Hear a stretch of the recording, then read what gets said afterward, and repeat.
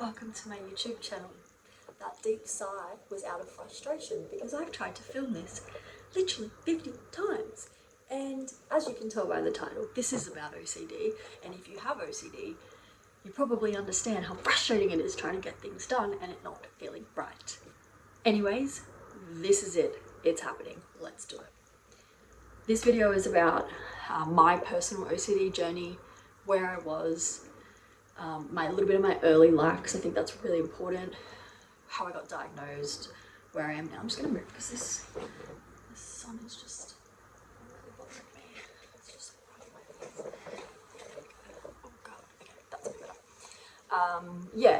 I just want to make this and share my story to help other people. Not even if my advice doesn't help you, just if you feel like you're alone, because it is really lonely, it's really isolating, and just to see like that there's other real people that have felt this and gone through this as well makes you feel just that little bit not so crazy, because I don't know about you, but I felt like I was losing my mind. I'm also doing this for myself. I think I've lost a lot of confidence in my journey with OCD, and not even confidence, but just trust in myself that I'm capable of doing things. And I guess I can touch on that a bit later, but yeah, I want to do this for myself, do this for you if you're struggling with OCD, and anyone that's struggling with OCD. And I want to bring purpose to my life as well. Like, this is definitely what I want to do with the rest of my life. I'm studying at university, a Bachelor of Psychological Science, so you know, I'm not an expert right now, but the lived experience I have can definitely be valuable to other people. Disclaimer, I'm not an expert. Don't come at me for any of the things that I say. I'm talking about my personal experience and what I've done. I'm not giving you advice. I'm not a doctor. I'm not a medical health professional in any way. I might be one day, but I'm not now. So just bear that in mind, please. Yeah, let's just get straight into it. So I think for me, the first signs of OCD that I can remember, now at the time I was very unaware that these behaviors were a result of OCD. If you're not entirely sure what OCD is, which if you're not, and maybe you're here because a loved one might be dealing with this, I'd highly suggest just looking it up on YouTube, Google, whatever. More or less though, it's intrusive thought, triggers an obsession, compulsion relieves the anxiety. It just kind of keeps going in this loop. Trigger anxiety relief, trigger anxiety relief. Whatever that looks like for everyone is different, right? Whatever the contents is different for everyone. So yeah, my first signs, like I said, was very unaware of these at the time. It wasn't until I was diagnosed and we kind of digged backwards into my earlier life that we realized this. But I remember being really little, maybe 6. Actually, I was talking to my family about this the other day. Maybe like 6, 7, year 2, whatever that was a long time ago. I actually don't know. It was between the ages of 6 and 7. But basically, I had a lot of teddies. I was an only child, so I had lots and lots of teddies, and I had this ritual every night that I would have to pray with my teddies, and if I didn't, something bad was going to happen to my mum. That something bad was death. My mum was going to die. That's more or less what my brain was telling me. And I guess at the time I was none the wiser. I was like, oh, okay, I have to do this, because if I don't, this really bad thing is going to happen. And that continued on for months to years. I couldn't give specific, but that's my first very distinct memory of OCD. A little bit later in life, I was probably 10. I would have been in like year 6 or year 7, so 9, 10. But I used to walk to school. I used to walk to and from school, not very far. It was like maybe a 5-minute walk, and I was the last person to leave the house every day. Parents would go to work before me, so hence why I walked to school, because they couldn't drive me. And I'd leave the house every day. I was in charge of locking up. I was terrified of leaving the hair straightener on. I would go about my morning routine as you do, kind of on autopilot, and walk to school, and I would get to school and it was always right before school was meant to start. It's I don't know if it was just something that was like, this is your last chance to 100% make sure that this is okay and the hair straightener's off. But it would basically, a thought would pop into my head, oh my god, what if you left the hair straightener on and it burns your house down? I lived in a complex, my house was connected to a bunch of other houses, and it was like dominoes, and I'm gonna kill everyone in my complex. I'm gonna be responsible for hundreds of deaths. All of these people are going to die and it's gonna be my fault. And I would sprint home. I would run so fast. I was running. Obviously I was young, so I was a bit fitter. I could get home quickly. It would take me about 5 minutes, and then I just check it. And it was weird. It was like I had this mental compulsion of doing something right there and then in that moment so that I could refer back to that mental image. So that could be, I think for me personally, it was looking in the mirror and looking at myself and going, Ash, you've turned off the hair straightener. And by doing that, I had this, this significant, not significant, but this particular memory. It's like I wasn't on autopilot. I had to consciously say that to myself, so that later in the day, if the thought kept arising, I could refer back to that mental kind of image and go, oh, remember how you looked yourself in the mirror and you said that you 100% did this? We've got to bank on that. That's kind of what was happening in my head. Yeah, I got into this habit of going back, checking my car, and everyone in my life, like my friends, my partner at the time, were all very aware of this habit, and it was just a bit of a I don't know, it was an easy, I'd just turn around, check it, keep going, move on with my day. And it didn't cause me any distress, so it didn't raise any cause for concern. Didn't raise any distress because I completed the compulsion, which alleviated the stress, by the way. But it got to a point where I started working in an office, and I got a job in an office on the top floor of a building. And I also had a pretty busy job. I didn't really have time to run back down to my car if I needed to, or if I had this thought. And it just happened to be that where I had to park my car was like on a slight hill. So it definitely triggered my OCD every day. Every morning I'd get to work. I ended up after a while just paying for a car spot in the garage because I just couldn't deal with it was the best way to alleviate the issue altogether. If my car was on flat ground, it had way less chance of rolling away. The thought still popped into my head, but it wasn't as intense as, oh my god, my car's on a hill. The chances of this happening are a lot higher right now. Yeah, so I ended up getting into the habit of, and I guess this is learned behavior from my childhood, taking an actual picture of my handbrake. And it was, I'll see if I can find some and pop them in this video. Please excuse my messy car. Footnote goes to show that OCD is just not about being clean, because my car's fucking disgusting. But yeah, more or less, I had these pictures, and it was pull the handbrake up, put my car into the right gear, take a photo. And it started as one photo, and that photo was sufficient. And then after time, it wasn't enough reassurance. I then started to take photos of my car when I got out of the car, parked on the hill. So I now had two pictures I could refer to, okay? Handbrake's up, car's in the right gear, car is physically parked on the hill, not rolling away. Cool. And again, after a little bit of time, this also wasn't enough, and it ended up becoming multiple pictures. No, that picture's not good enough. Okay, I need another one. No, that doesn't feel right. I need another one. And I might have 5 of the exact same picture on my phone within the same minute. And it just still kind of wasn't enough. It got to this point where I did have to end up just going back downstairs and checking. And look, this worked for a little bit, throughout the day. If the thought popped into my head, I'd just whip out my phone and go, yeah, cool, sweet, move on with my day, or keep going about whatever I was doing. So yeah, at the time I thought I was being strategic and I guess efficient, but now with what I know now, I know that's definitely not what was happening. So that's kind of a bit of backstory, I think of some behaviors I displayed in my younger years, when I got diagnosed, light bulbs were going off, which is, I'll get to now. So I was probably I remember it being right near my 25th birthday. I'm 29 now, so it was around 4 years ago. And I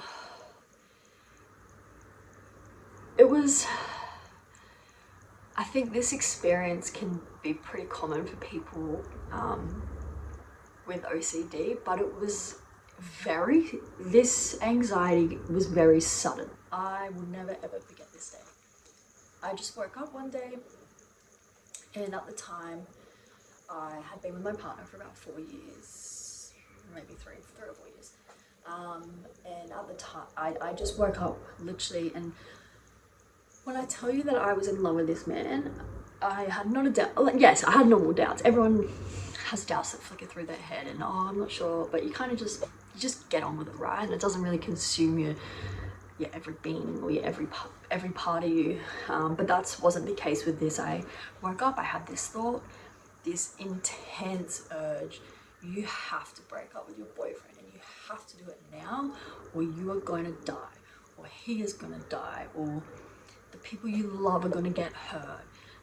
And it was so intense, and it sent my whole entire body into fight. I was riddled with anxiety, not just, I feel a bit icky in my stomach, or my chest is tight. It was debilitating. From the moment I woke up to the moment I went to bed, in my dreams, I could not escape this urge, I guess, this feeling, like impending doom, the really intense impending doom. It was horrible. And obviously I didn't want to tell my partner what was going on initially, because I didn't want to stress him out. I think that would be hard for someone to hear. I have really intense urges to break up with you, but I don't actually want to break up with you. I'm not sure what's going on. So I just kind of kept it to myself for a little bit. And that was the first week or two. It kind of was just in my head, and I didn't really express what was going on with anyone. I was definitely Googling and like looking online and trying to find, I don't know, what describing what had happened to me. And I remember searching things like, 1 minute madly in love with partner, next minute, intense urge to break up. They were the kind of things that I was looking for online. And then it kind of got to, I can't remember exact timelines, I'm going to be honest. It was a really stressful time in my life, but within a space of a couple of weeks or a month maybe, another thought popped into my head, and it was, I'm gay, and I've been lying to everyone, myself, my partner, my family, and I'm gay, and that's what's happening. Obviously I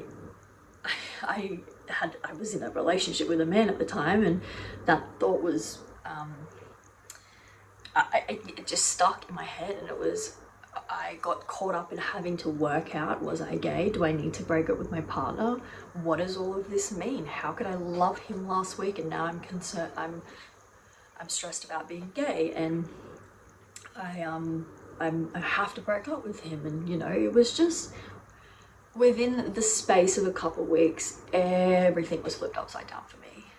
And it was such an internal battle.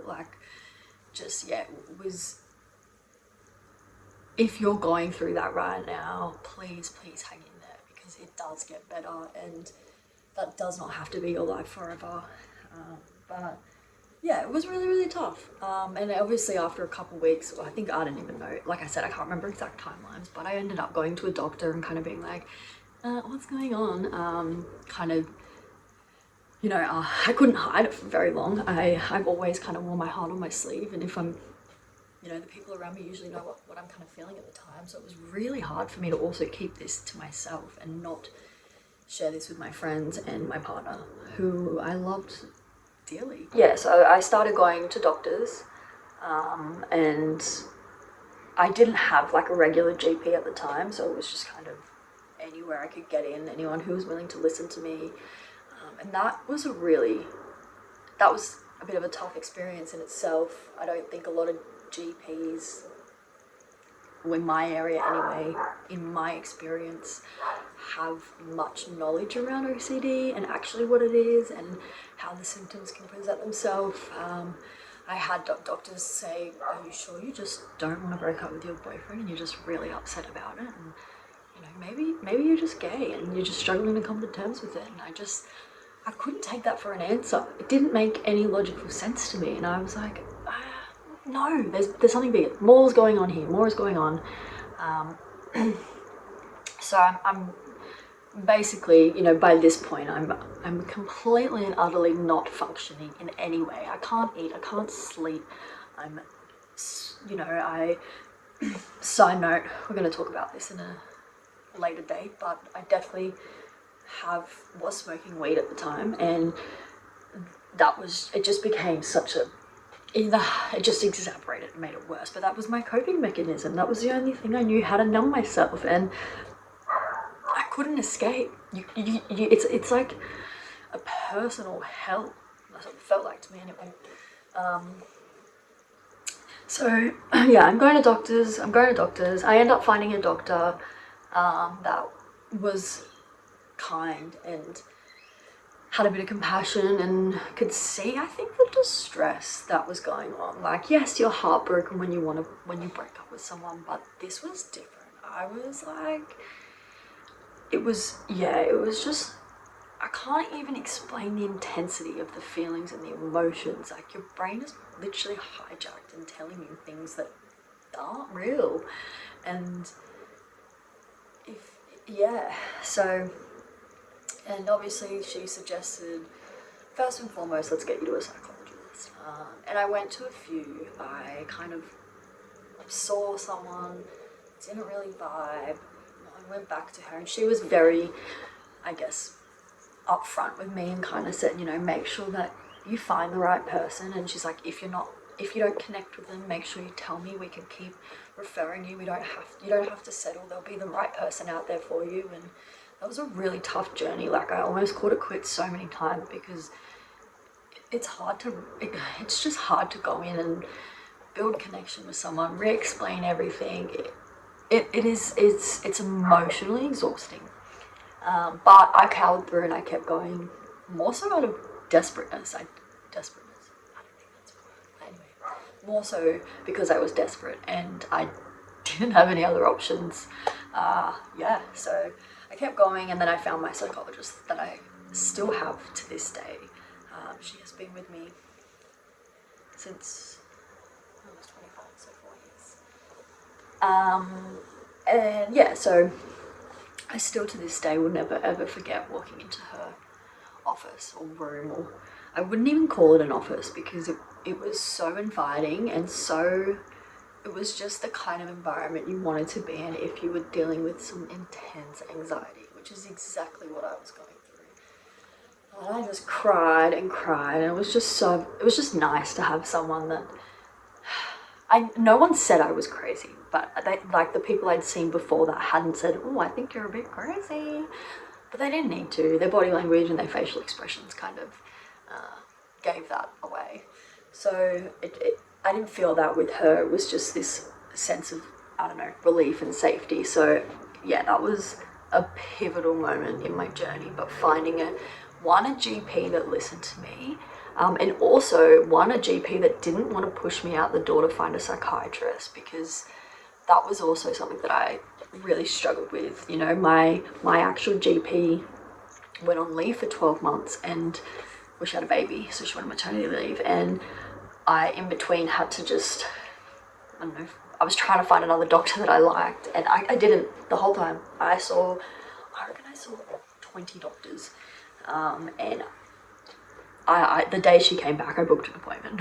Oh my god, I'm so glad you're back, please don't have a baby again. But yeah, if you find, the fact that I had a GP like that and I found a psychologist that I liked was just the best thing that probably could have happened at that time. I'm so grateful and lucky that I had those resources also accessible to me to be able to find the right doctor and the right GP. The right GP and the right psychologist. So yeah, this kind of leads into where I get my diagnosis, and we kind of chat, and the first initial part we're talking about is getting my body back to down here, because I'm way up here and I am in no state to conversate and talk. Like, when you're that heightened, any conversations you're having are literally probably going in one ear and out the other. So yeah, we had just kind of calmed me down, which wasn't easy. It took almost the whole entire session to get me to stop crying. But in the last 10 minutes of that session, she said to me, and she, obviously when I'm crying, I'm like, I'm gonna break up with my boyfriend, and what if I'm gay, and oh my god, and all these thoughts. And she says, Ash, I think you have OCD. And I still to this day remember the pause in my brain. I just was, what do you mean I have OCD? I'm like, how? I was like, no, I was just baffled. And it's really funny because I think I've always been, I would say, a very neat, kind of orderly, I guess, kind of person. I've always, my house has always been clean, I enjoy cleaning. I loved having things clean. I liked my bathroom clean, and not just clean, like I wanted, yeah. So my friends had kind of always had this like little speculation, but I had convinced myself that it wasn't OCD for the simple fact of, I thought OCD was only around germs. And I knew that it was, I kind of knew what the cycle was, that it was like, intrusive thought, compulsion. And I only knew this because I had a relative that had OCD. She's still alive. And I guess her form, or what hers centered around, was germs. So I kind of had this thing in my head that it was only around germs. And yes, I enjoyed things being clean, but it wasn't distressing. So like, my relative was hospitalized from washing herself too much because she had to get rid of the germs and whatever. I'm not sure what was happening in here in terms of thoughts and whatever else, but the concept was, I need to keep washing myself to get rid of the germs. And that was distressing for her, whereas my cleaning wasn't distressing. I enjoyed it. I loved it. I used to often clean my friends' houses. I liked it. It brought me peace and fulfillment. I can't explain it. I just, but that's why I was so sure that it wasn't OCD, because it wasn't distressing. It didn't bring me anxiety. I guess the fact is also, though, I never kind of had pushed myself to leave those things, and what would happen if I didn't clean them. So I don't know. But yeah, so she brings this up with me, and I'm kind of, oh, okay, it takes me back a little bit. Another spiral kind of starts on the spiral that's already happening, and now there's 2 spirals going on, and what do you mean? And yeah, and then we sit down, she explains it to me. She gives me the diagnostic criteria and the DSM-5, and gives me some not worksheets, but information sheets, and says, just focus on that, you're safe, you're okay, you don't have to break up with your boyfriend, you don't have to do anything right now. Yes, the anxiety and the stress didn't go away, but just feeling heard and seen in that one session definitely helped over the next, however long. But I ended up seeing her weekly, and, that's what I needed at the time. And I remember literally, this is how isolating this is I saw that cycle. I saw that for 1 hour a week, and that was the only hour of the week that I felt not heard, because the people around me were listening to me, but they didn't know what was fucking going on. I just really, I looked forward to that 1 hour a week, because I felt just so, I can't really explain it. I just felt listened to. I felt her, she understood. I felt understood. That's what I'm trying to say. So yeah, I kind of accept this diagnosis sort of situation, and then we kind of, we go, what do I do? How do we fix this? What's the way out of this? And the first thing I think we focused on, that she kind of said, was, we need to get you back to just baseline, and not calm, completely calm, but to a point that we can have a conversation, you can take in what I'm saying, retain what I'm saying, and maybe try and implement some of the things I'm telling you to do. So I want to make it really clear that I wasn't like, feeling namaste and all zen. It was just, let's get rid of the crying and the really intense anxiety so that you can think a little bit. And we did that.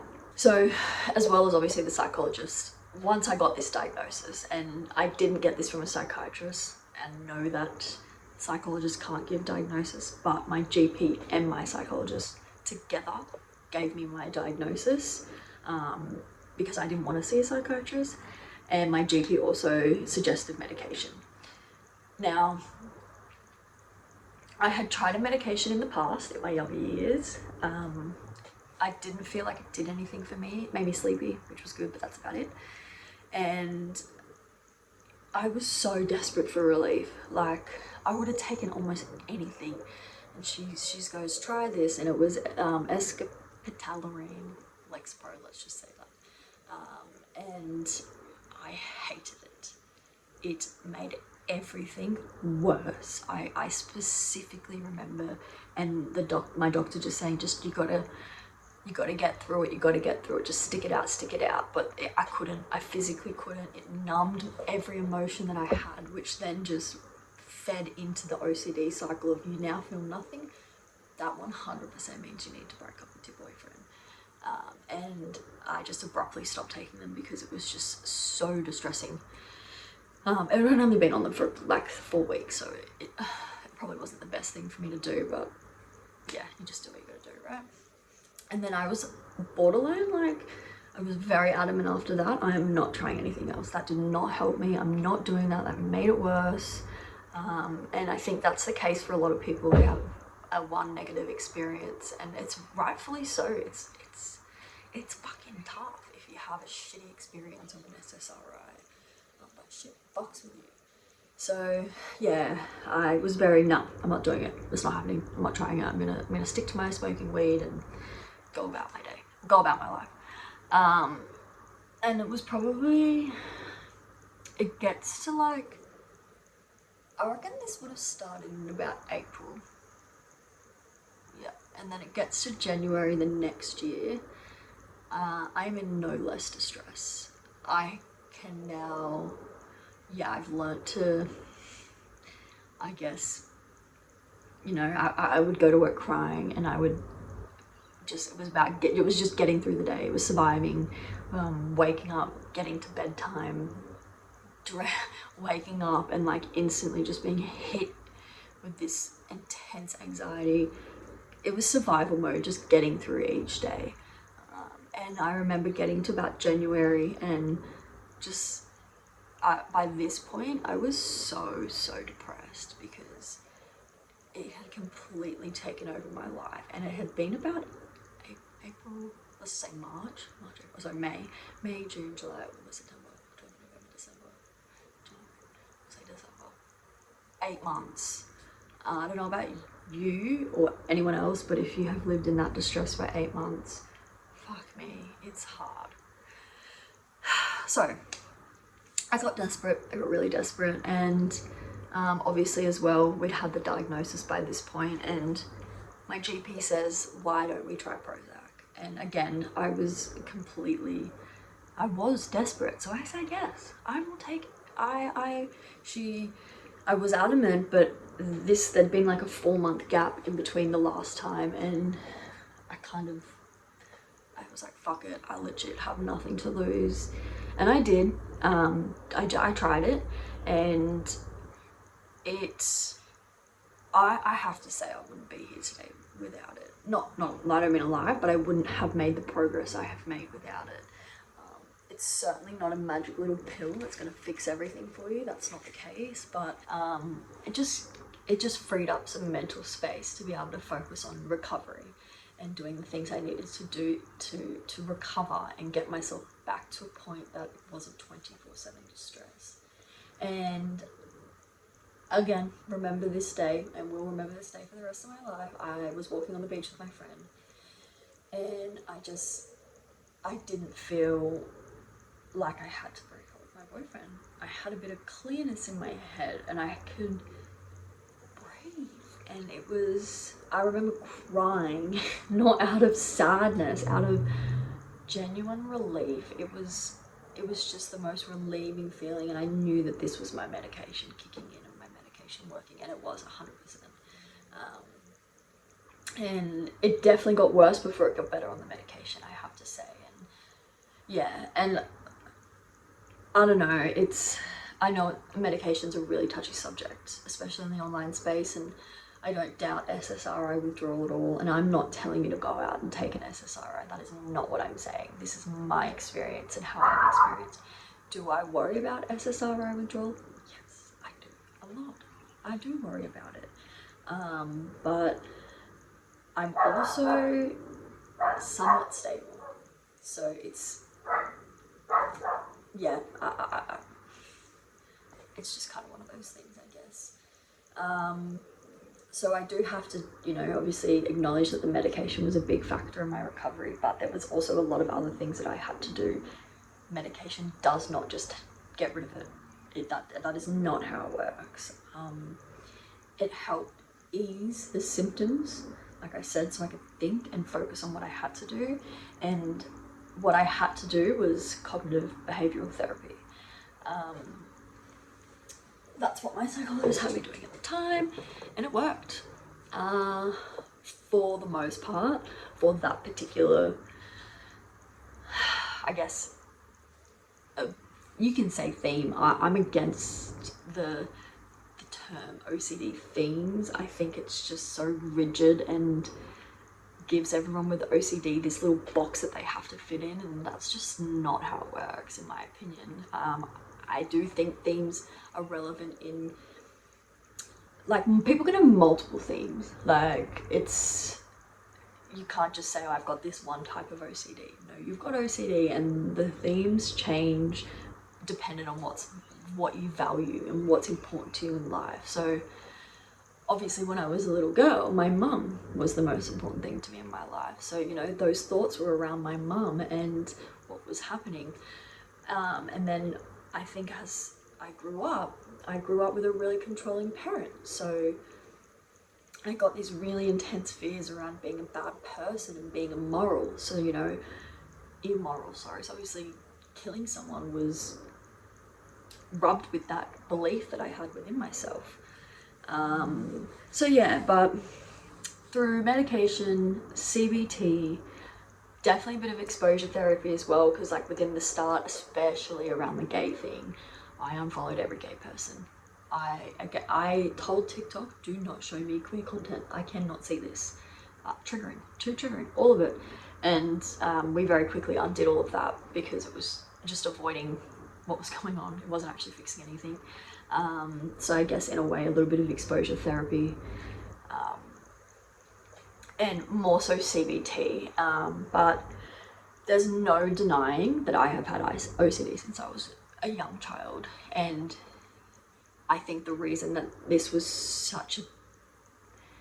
so intense and had so much weight on it was because there was no like black and white answer to what I was trying to work out. Am I gay? Is this the right person for me?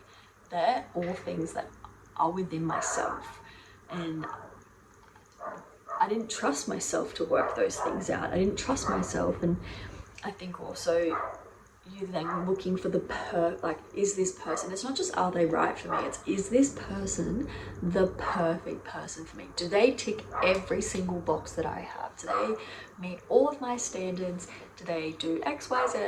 And an example of some of the things that would pop into my head is, you know, he might put something in the wrong spot, I don't know, the shampoo bottle or the fork or the knife or whatever, and it would be, you didn't put that in the right spot, you don't love me, I have to break up with you, we can't be together. And that, you know, it felt so real at the time, but I now know that it's okay if people don't put things in the right spot. And, you know, it's not that deep. But yeah, it was really hard. So yeah, through medication, CBT, and there was definitely a few other things online that helped me, which I'm gonna put in the description below, but Cheryl Paul, I can't remember her website name specifically. I'm sure I could look it up. I will look it up and link it down below. But her stuff around relationship anxiety was just, I had to almost rewire my core beliefs around love and relationships. I had this this conception or this belief that love had to be this intense, dire, strong feeling 24/7, and that you had to agree on everything. And that's, yeah, so I to get to the root of it and to eliminate the distress, not eliminate the distressing thoughts, because they don't go away, they lose their value, right? They don't go away. It just, as your beliefs change and you do the work, they start to lose their value. So yeah, that's what I did. I did a lot of work on just relationships and love and what that looks like. I forgot to tell you the other person. Kiyomi Lafleur, I think that's how you say it. She has a YouTube channel, she has a website, she has a bunch of amazing resources. It's called Awaken into Love, her YouTube channel. I will link it down below. But yeah, you know, through these people online, and my psychologist, and the CBT, and the medication, I almost had to like shift my core beliefs around love and relationships for the thoughts to lose their value. And it wasn't just I now believe this. Like, you genuinely and truly have to shift the core beliefs within you, like at the root of what you're dealing with. And I'm not gonna say that OCD is out of my life completely, because I don't think it ever will be 100%. I definitely think that you can go into, like, you can be recovered and not be displaying chronic symptoms on a day-to-day basis and it not being extremely severe. I'm definitely not in that space anymore. You know, I can function, I go about my life. You know, it's not that intense, distressing overwhelmingness, but it's still definitely prevalent, and it still shows up in my life. And I think one of the biggest ways it currently, and I think this has always been, has impacted me, is conflict. I grew up with a really controlling parent. I grew up in an environment, not for my whole life, but for my good chunk of my life, grew up in an environment where, you know, I was taught that your worth is based off of the results you achieve and the work that you do and how much you achieve and how much effort you put into things, and you're bad if you don't do well at this, and you know, you're not good. It's hard to say the bad and the good, because that's just like black and white thinking, but that's kind of how I took it in my head. You know, I'm not a valuable person if I'm not achieving X, Y, Z, or, you know, I'm not worthy if I'm not getting good grades at school, or whatever it is that they were at the time wanting me to do. And it just taught me that, it also taught me that confrontation, there was lots of yelling, like, you've done one minuscule thing wrong, like, not good enough, be better, you know. Just when you're walking on eggshells constantly growing up, even for a non-OCD person, it has impacts in your adult life. It shapes the way you think and the way you view the world as an adult. And I think going into my adulthood, I'm to this very day, I am still terrified of conflict. I will avoid it like the plague, not even consciously, you know.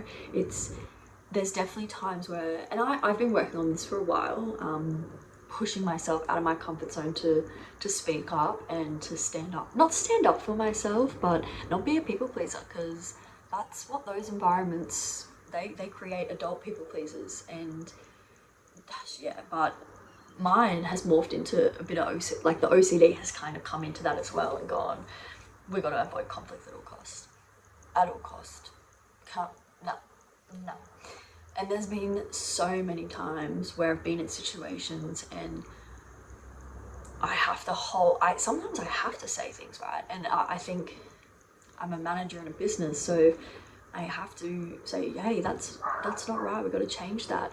And I get really bad anxiety, like, not just that, you know, I think people normally get a bit anxious when they have a confronting conversation with someone, but this is like, I'm pale, I'm white, it to the point that I don't want to have the conversation, because the point I'm going to try and make is not going to get across, because I'm borderline sweating my ass off and I'm pale. You can tell that something's wrong with me, and I'm not speaking in a confident way, and I'm not coming across in a confident way, you know. So that, I think that right now is probably still how it shows up in my life, but you know, that's obviously not something that controls my life anymore, and I still push myself in little ways to overcome that, and that's the only way I'm going to get over that, is putting myself in those situations. But you got to start small. Don't chuck yourself right into the deep end. Your nervous system ain't ready for it. Your body's not ready for it. You've got to ease it in. You've got to go small. And I've started with really small things, and it might be, I don't know, I didn't like this coffee, can I please get a refund, or can you please make it again? Which seems really silly, but my immediate thought is that person's going to scream at me, like they're going to yell at me, which I know is not rational. The OCD don't care about what's rational. But yeah, you know, so that's kind of where it still shows up, and it does in many other ways. I subliminally, like I'm not even really aware of it, you know, I have very sudden urges to want to throw out everything I own because it's not right. I have no reason. There's nothing wrong with anything that I have, but I just have this like intense urge to get rid of everything I own and start fresh, because everything I own is just not right. It doesn't feel right. I don't know, I've never done that, but that happens. I get that urge quite a fair bit, and I don't know, you kind of get to a point where you're like, oh, fuck off, shut up, like, you know, and it's not to say that intense, debilitating OCD might not ever get me again, because it might. I never know what's going to happen. Anything could happen, and that's the thing also, is the progress isn't linear. It's not just a straight line up, and if it does, you're going to be sorely upset with yourself. You need to have kindness and compassion for yourself, because it's hard. It's one of the top 10 most debilitating mental illnesses in the world, and only 2 to 3% of the population struggle with OCD. So, you know, you're not alone, and that's exactly why I made this video and this channel. Is it takes, we're in a world now where we have access to things like this, and I can connect with people all over the world. I haven't in the past because it scared me, but I'm going to try and do it now. But you know what I mean? Like 20 to 30 years ago, if you struggled with something like this, my heart goes out to you, because it would have been really isolating, and we're humans. We need connection. We need to feel this level of feeling understood, and we have a doubting disease. We doubt everything. We even doubt that we even have OCD. You know, I've tried to film this video 5 times now, and this is the last time I'm posting it, because I just have to. Another way my OCD affects, not right, not good enough, not perfect enough. I filmed this 5 times. Come on, just put up the video. But I can't even remember what I'm saying. I'm just rambling on now. But yeah, if you related to this in any way, or you know someone that's going through this, or you've just been diagnosed, or you having these behaviors and you're not sure what's going on, please know that I'm here, and I want to create a community of people that understand and are there for each other. And you know, it doesn't even need to be this, like, I don't know, a simple message of, hey, I hear you, I get you, you're not alone, you're not crazy, you got this, because you do got this. You've got to remember that you've got this, and you can get through it. I know it feels like it's never going to end. I promise you it will end. If you put in the work, there's also a level of accountability and responsibility here, right? If you're unaware of your diagnosis, you don't know any better. Don't beat yourself up for that. You cannot. You just can't. But if you are aware, and I know I'm not, I say this with kindness and absolute, like, compassion to anyone that's struggling with it, but it does fall on you. And I'm actually, in a way, I'm so glad that it hit me in such a hard way that it did, because I probably, if it stayed if it stayed showing up in, small, less severe ways, I absolutely could have gone my whole life being unaware. And I think one thing that all people with OCD struggle with is being a perfectionist. And a perfectionist in everyone's head is different, right? So like, what I think is a perfectionist, to me, what I think is perfection, and what, I don't know, fucking Jimmy thinks is perfection, two different things. Could be very, very different things. So it's not like you can say, well, if they were a perfectionist, everything would be clean. That might not be perfection to them. You don't know. It's subjective to everyone. But I've spent a lot of my life, even when it wasn't intense, aiming for really good results and wanting to be the best at everything and wanting to be perfect, and no mistakes ever can be made. And I make mistakes. I'm okay with making mistakes now because I know it's just part of being a human. But a couple of years ago, I would beat myself up. I'd make a mistake at work, and it was not like, oh, I feel a bit shitty, but I'm going to brush it off and keep moving. It consumed the rest of my day. I felt immense guilt. It comes back to, I think, being a bad person, which then just comes back to how I grew up. And there's a lot that goes into it. But if you have any questions or anything to say, drop a comment. And yeah, I'm going to keep making videos, and I want to do this for myself and for you, if you're struggling with the same thing. So, and I hope one day that I am the expert and I can change people's lives, but I don't have the scientific knowledge right now to do that. So I'm just going to try and help people with my lived experience. And yeah, well, thanks for watching, and I will see you next time.